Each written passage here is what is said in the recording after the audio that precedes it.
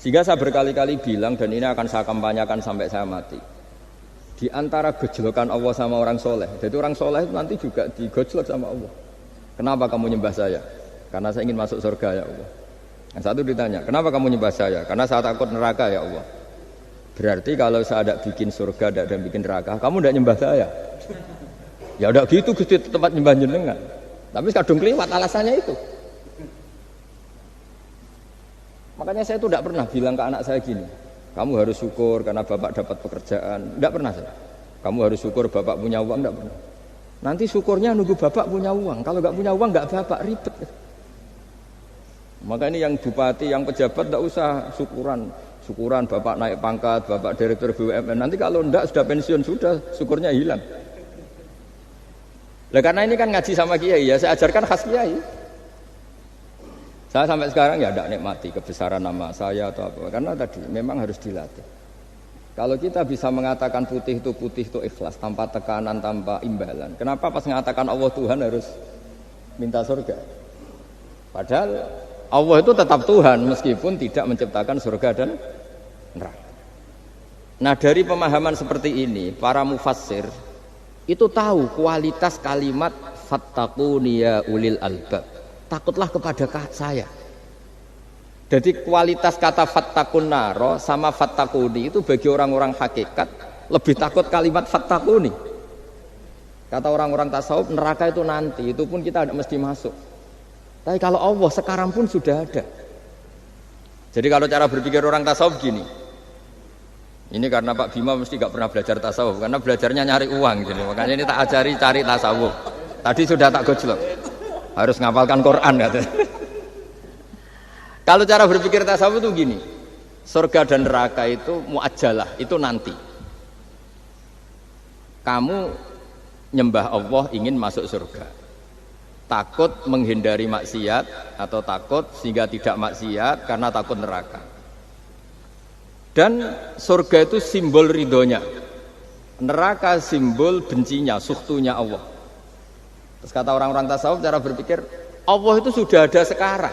Mulai dulu sampai sekarang Allah sudah ada.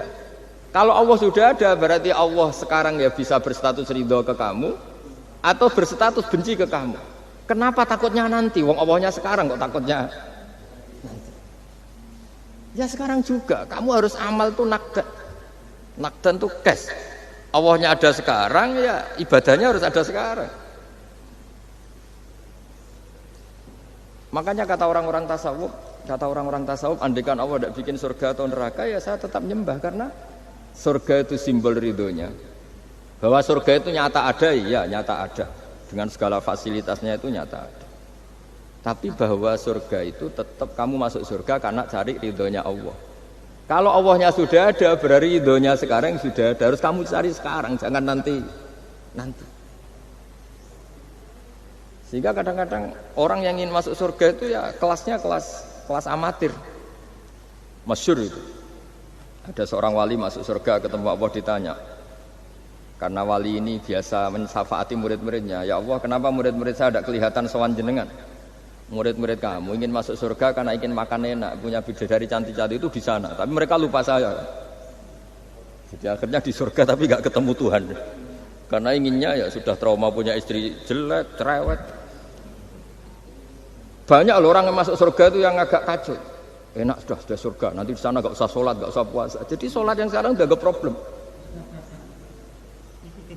Jadi banyak itu orang-orang Islam yang Islamnya mungkin imannya amatiran. Wah enak masuk surga, nggak ada subuh lagi, nggak ada puasa lagi, bebas. Oh, itu kan kurang ajar betul. Jadi ibadah itu dianggap problem.